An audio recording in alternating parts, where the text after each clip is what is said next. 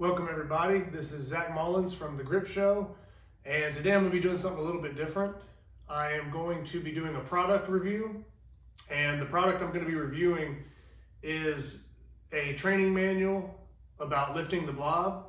It's called Lift the Blob, and it was written by Jedd Johnson. I want to say that this came out around 2012.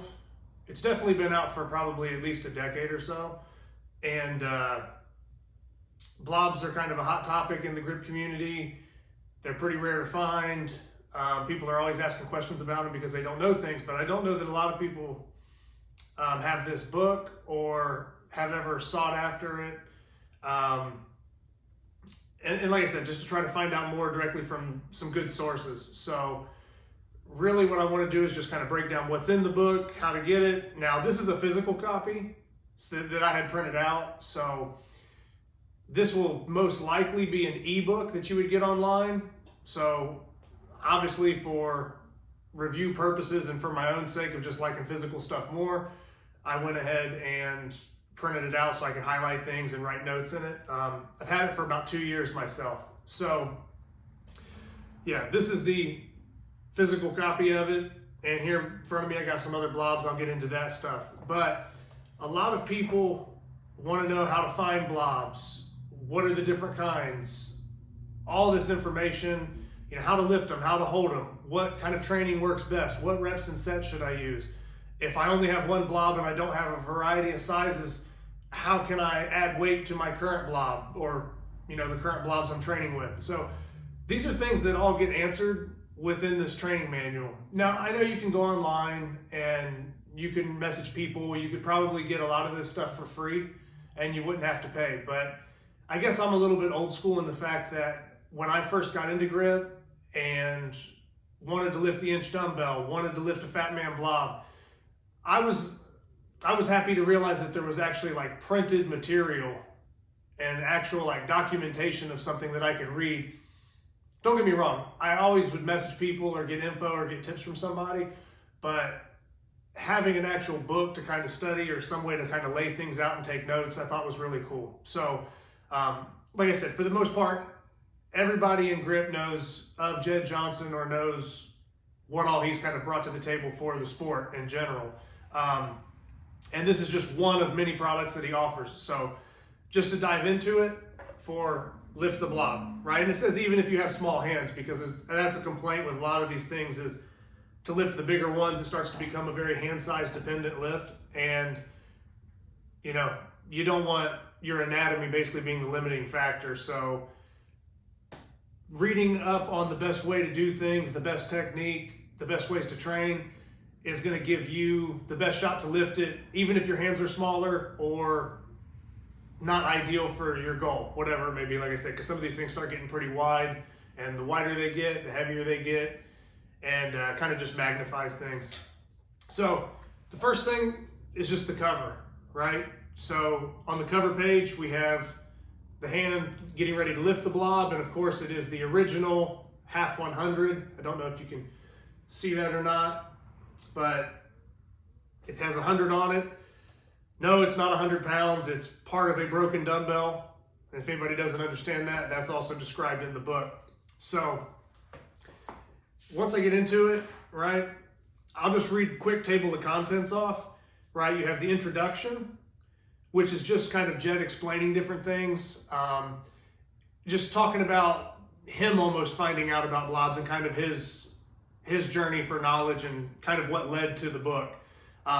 The foreword is really important, and that's because it's written by Richard Soren, and that's one of the names that kept popping up when Jedd was trying to find ways to improve his grip. Was he mentions it in the book, that there wasn't a lot of written material like I'm talking about, and we didn't have access to all the different social media stuff and all that stuff, right? So what Jedd's basically saying is one name that kept popping up was Richard Soren, and that's the guy that founded the Blob or invented the Blob.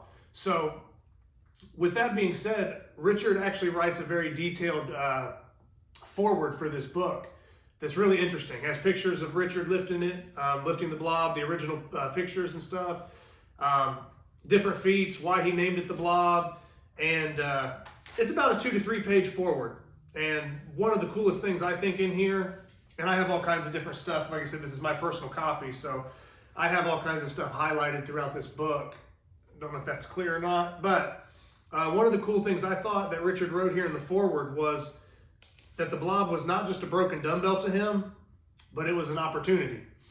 So the unique convex sides and bulging shape were the keys to its uniqueness, not by plan, but by seeing in that simple chunk of iron a challenge that is and will remain a true benchmark for men of strength and grip for years to come. So yeah, right there, that's just kind of Richard summarizing, you know, what this meant for his strength training or his grip training and kind of how it came about. And like I said, that's just in the foreword. I'm not going to show everything because obviously the book is copyrighted. I don't want to just flip page by page and give you the book on the screen. I'm just doing a review of it. But things you will get in here are types of blobs. So with that being said, you'll find out, you know, what makes this first generation Fat Man Blob different than the next gen. Why does one have a USA stamp? What side is the USA stamp on? When did the legacy run begin? You know, when did the legacy start being produced? Because this is a legacy blob. So to understand, you know, what kind of blobs these are, how to train them, how to lift them, all that information is brought up here with the history of, you know, when York produced these dumbbells, how they became blobs. You know, some of them were just naturally broken. Other people were intentionally cutting them for the grip training. So a lot of that gets described in here. You know, the differences in the blobs, how to grip them. Another thing that I don't have any of them laid out, but they're also replica blobs. So because people couldn't always get their hands on the actual ones, what they would end up doing is, you know, a foundry or somebody would cast the closest thing they could to some of these blobs to try to mimic its training benefit and things of that nature. So you'll get things like the Blob 50, Nathan Hall produces blobs. So these blobs get produced, and there's, you know, blob clones in here dating back to 2008. You know, Jedd's writing about 2008, you know, the blob clone. So there's a lot of different stuff in here. Legacy blobs coming in, you know, around the 2000s. So this just gives you a detailed history of the different runs of dumbbells, how to lift them, how to train with them. Like I said, there's one section here called Blob Anatomy. So it's going to break down which side has a bigger slope, which side is flatter, on which, you know, model, which era dumbbell. So these are just things that if you're newer to grip, or even if you're experienced and maybe you're strong and you've lifted some, you might not know this information. So that's why I think that this book and this information is so useful, is because I've run into so many people, and even if they're strong and even if they've lifted stuff, even if they've been doing grip for like 6 or 7 years, longer than me, they still don't know the difference between a Fat Man and a next gen blob. They still don't know what a legacy blob is. And these are people that have been doing this almost a decade, about as old as the book is, and they still have no idea, but they consider themselves grip guys or, you know, grip people, whatever. So I just think that if there's anything you're going to get into that's worth, you know, training hard and being serious about, you need to be as knowledgeable as possible. And this is just a really good resource. So like I said, as I kind of flip through, and I'm just kind of skimming through it, but getting back to the table of contents, things you're going to get covered in this book, I stopped at the Blob Anatomy. You're going to get the different types of lifts, whether you're lifting it from the top, whether it's a face lift, whether you're doing a reverse lift, you know, maybe lifting it from the bottom because there's a flat spot and you can get more purchase. There's all types of details like that that are listed in here. One thing that's really important is how to chalk. Just how do you even chalk on a friction lift? Is chalking a blob different than like chalking a V-bar? You know, there's different stuff with all these different lifts, and a lot of you might think, or a lot of people out there might think, well, how hard could it be? You know, just grab the thing, or just throw some chalk on it, rub the block on it, do whatever, right? But for each blob, the surface could vary. Some are slick, some have natural paint on them, some have been repainted, some have had the paint stripped. It's always going to be different. Every blob is pretty much unique in that regard. So when you're doing this stuff, how to chalk different things becomes important. And how you chalk and prepare that surface is going to enable you to display the strength you have. And one of the things people talk about with like slickness of stuff, they'll say, oh, something's slick, or, you know, that makes it more challenging, so you got to grip it harder. Yeah, that's true. But like, just because it's slicker or something or more challenging in that aspect doesn't necessarily mean that it's going to tell you your level of strength. Meaning, if you can get the surface at an optimal texture, then we can really see and kind of track how much strength we actually have, because the slickness of the implement is not the limiting factor. So there's just some good tips in here on how to chalk blobs and stuff like that. A good example I always use, you know, for people that love the slick stuff or think that that's a, I guess, superior training method for some things, is it's like, you know, oh, if you use chalk, it's like cheating, or I'm going to lift it slicker because that's harder. It's like, okay, I could pour oil all over the thing too, and that makes it slick. Are you going to lift it then? Does that make it tougher? Like, you know, where does it become a benefit, and when does it just become ridiculous, you know? So I'm a believer in kind of lifting like raw steel or like just iron type stuff with the proper texture and proper chalking. Don't get me wrong, there's certain things like the red pill, which is a replica type blob that's painted with a slick paint. You know, that is part of that specific challenge, but I don't necessarily think that every single blob needs to be like that. That's what makes that one unique. So to dive back into the book, other than how to chalk, we have blob lifting technique, you know, where to place your thumb, you know, where to put your fingers, how far apart your fingers should be, how that will vary depending on your hand, all types of stuff like that. The mental side of training, right? We have more than just the physical stuff. So there's physically how to grab it, how to chalk it, hands-on, all that stuff, right? The physical motion of picking it up off the floor, different techniques. But there's the mental side of training, how to approach something that maybe is an immovable object the first couple times you try it. How do you mentally approach that? How do you keep coming back and training it and making sure that you have the same enthusiasm, even though some of the results might not be coming as quickly as you'd like? Signs of progress, different drills. Like I said, the drills, even though they're about 10 years old at this point, it's like any other sport, it's like any other lift. I mean, how old is the deadlift? How old is stone lifting?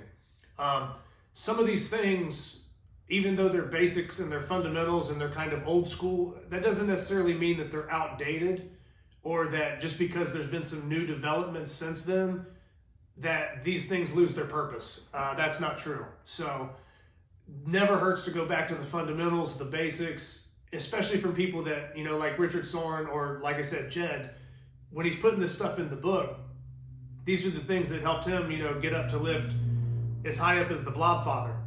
So, which is a 140 legacy. So it'd be the same style as this blob here, just a half of a 140 dumbbell. This is a 110. So there's only been about 3 people that's lifted that. So I mean, Jedd's one of them, and Jedd did it a while ago. So just stuff to add in there. You know, there's different drills that got him to that point. Now, like I said, you can always put your own twist on the drills. You can always add your own flavor into the training, but Jedd has a lot of drills lined up in here that will give really anybody from the beginner lifter to an advanced blob lifter. They could even refresh themselves and go back and start over from the beginning, and they're probably going to see pretty good benefits from it, or at least have a fresh outlook on their training again. And I think sometimes we ignore the basics. There's different things with lighter blobs, different block weight drills you can do. There's also other drills that aren't blob related, but they can carry over to your blob lifting. So I'm not going to go into a bunch of details about it, but there's a lot of things that have carryover and grip. You know, lifting blobs will make your thumb strong for lifting the inch. Lifting the inch will make your wrist strong for plate curls, whatever you want to say. There's carryover to some capacity for a lot of different things. So those are just some non-blob drills that you could be doing on the side if you don't have a blob, ways that you can work without it, or if you have a blob but you're maybe taking a day off, maybe it's an off week, or maybe it's an off training day, but you still want to hit something that's going to translate to your main goal of lifting the blob or lifting a certain blob, you can do that. So there's progression methods, and then Jedd has a list of different stretches and things you can do as well. Different ways to stretch your thumb, different ways to move your hand and stuff like that. So there is an 8-week program that gets, I believe it's wrapped up in the bundle with this product.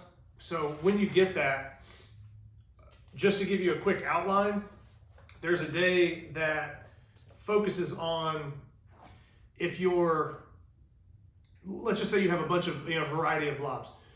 One day will be your target blob that you're going after that's heavier, and you'll do specific work with that.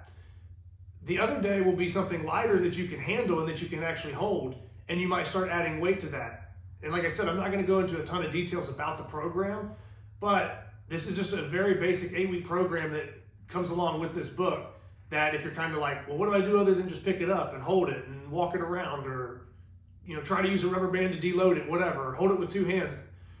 That stuff's listed in that program, and it's one of the things that helped me get started. Like I said, I've had the book for about probably almost 3 years now, but a little over 2 years at least. And one of my first big grip goals was to lift a Fat Man Blob. Now, keep in mind when I'm about to say this, I'm not trying to oversell something or inflate something.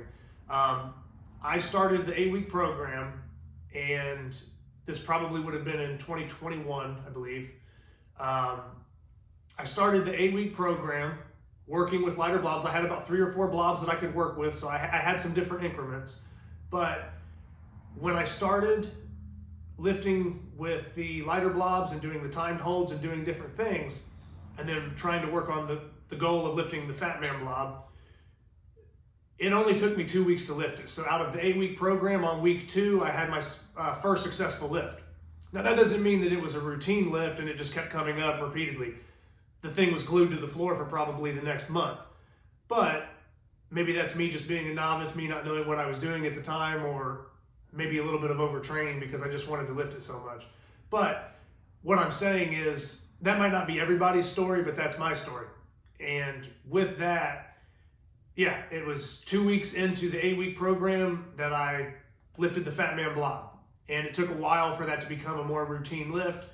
And there's still been periods of time throughout grip where the Fat Man isn't necessarily a cakewalk for me. So that's just to kind of explain, for a newer lifter, I didn't really have a good direction. I didn't know where to go. I didn't know, what do I do with these? How do I train it?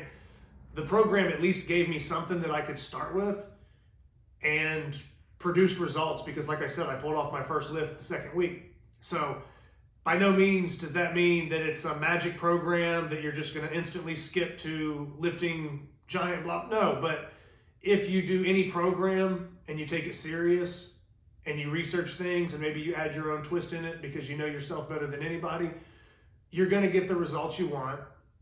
And you're going to have faster results than if you're just aimlessly wandering around, not following any program, just winging it all the time, stuff like that. So that's also included with, not only the knowledge of the blobs, just understanding what it is you're trying to lift, the history of it, who's who and all that.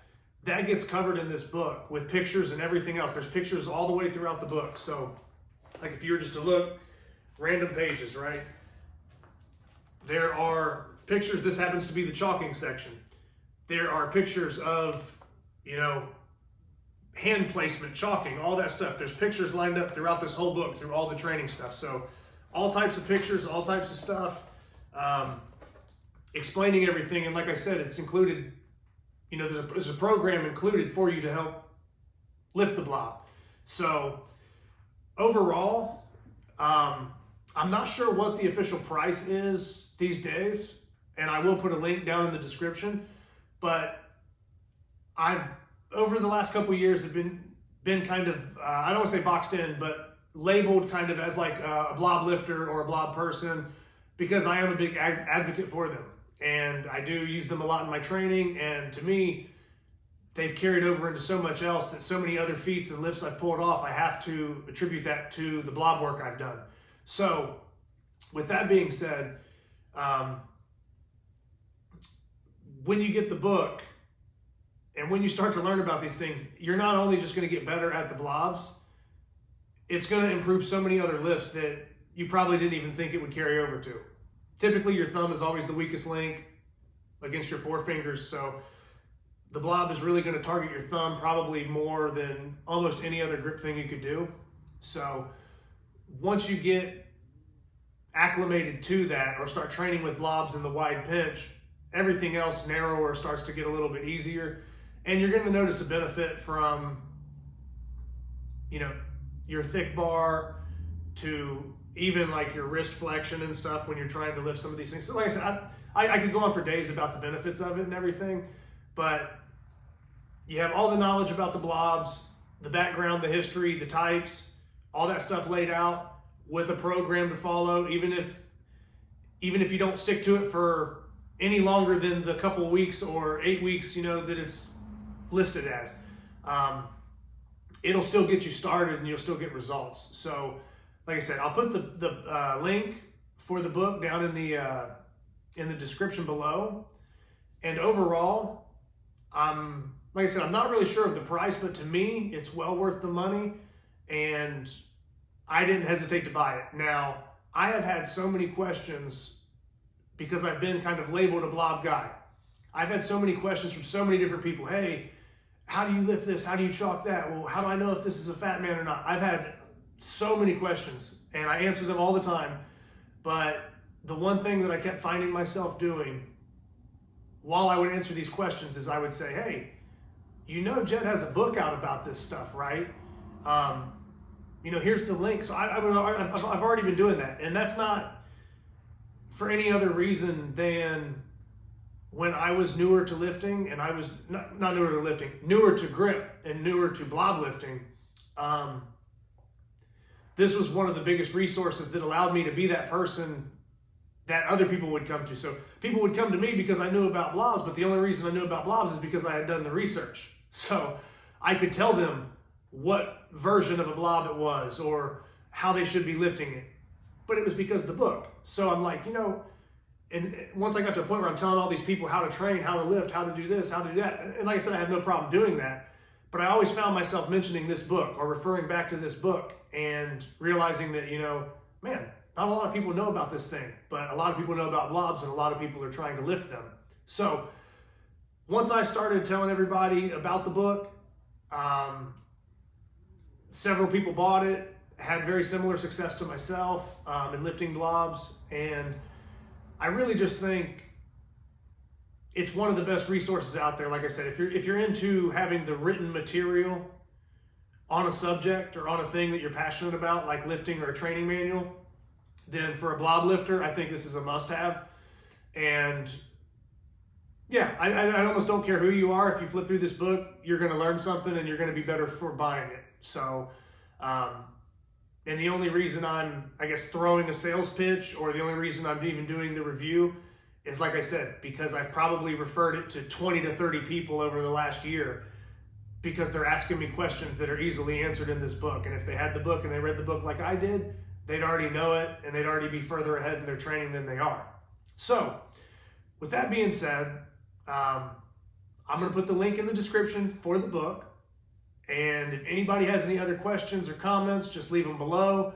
But just wanted to do a product review and wanted to do it on something that I fully believe in and something that I've used myself and something that I've referred to a lot of other people so that, you know, they have experience with it as well. So hopefully this was helpful, and hopefully this will interest people or get people lifting more blobs or get them more informed on blobs. And if they end up purchasing this book, hopefully people will just get stronger and improve their grip lifts and see all the benefits that I have. So once again, this is Lift the Blob, written by Jedd Johnson, and you can pick it up in the link below.